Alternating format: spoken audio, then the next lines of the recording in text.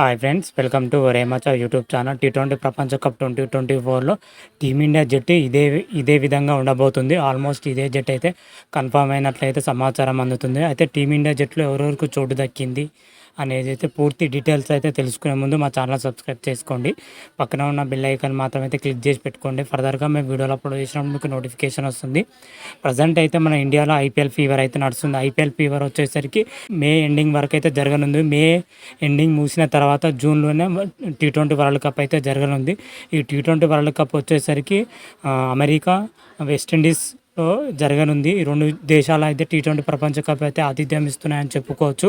మరి టీమిండియా వచ్చేసరికి అన్ని మ్యాచ్లు కూడా అమెరికాలోనే జరగనున్నాయి.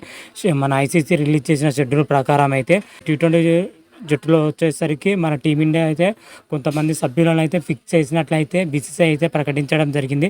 అయితే అఫీషియల్గా అయితే అన్అఫీషియల్గా అయితే మనకు తెలుస్తున్న సమాచారం మొత్తం 15 మందితో కూడిన జట్టును అయితే ప్రకటించడం జరిగింది. 15 మందితో ప్లస్ 5 మంది స్టాండ్ బై ప్లేయర్గా అయితే ఓవరాల్గా చూసుకుంటే 20 మంది ప్లేయర్స్ని అయితే ప్రకటించబోతున్నట్టయితే తెలుస్తుంది.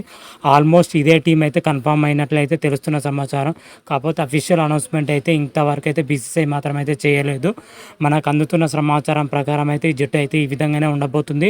ఆల్మోస్ట్ 100% అయితే కన్ఫామ్ ఈ విధంగానే ఉండబోతున్నట్టయితే తెలుస్తున్న సమాచారం. అయితే టీ20 ప్రపంచ కప్లో వచ్చేసరికి మన బీసీసీఐ మాత్రం అయితే ప్రయోగాలకైతే వద్దని చెప్పడం జరిగిందట. పాత ప్లేయర్నే ఎక్కువగా తీసుకోవడం జరిగింది. మన జట్టు వివరాలకు వెళ్తే మీకే అర్థమవుతుంది. పాత ప్లేయర్లే ఎక్కువగా ఉండడం జరిగింది. అదేవిధంగా అయితే బీసీసీఐ అయితే ప్రకటించబోతున్నట్లయితే తెలుస్తున్న సమాచారం. అయితే పీటీఐ సంస్థ రిలీజ్ చేసిన మన టీ20 టీమిండియా జట్టులో వచ్చేసరికి చోటు మాత్రమైతే వీరికే దక్కిందని చెప్పుకోవచ్చు.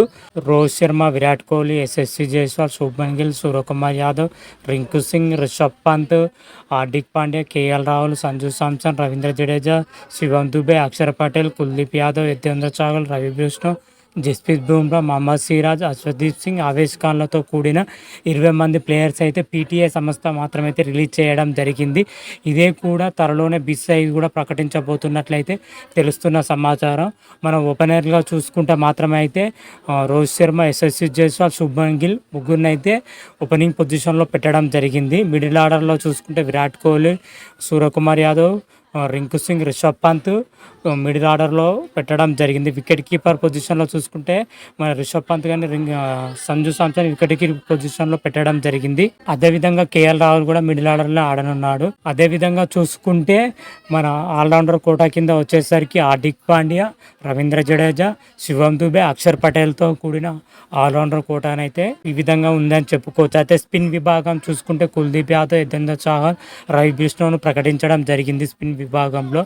అదేవిధంగా పేస్ విభాగాన్ని చూసుకుంటే జస్ప్రీత్ బుమ్రా, మహమ్మద్ సిరాజ్, అర్షదీప్ సింగ్, ఆవేష్ ఖాన్లకు చోటు దక్కిందని చెప్పుకోవచ్చు. ఓవరాల్గా టీమ్ కాంబినేషన్ చూసుకుంటే మాత్రమైతే బ్యాటింగ్ పొజిషన్ చాలా అంటే చాలా స్ట్రాంగ్గా ఉందని చెప్పుకోవచ్చు.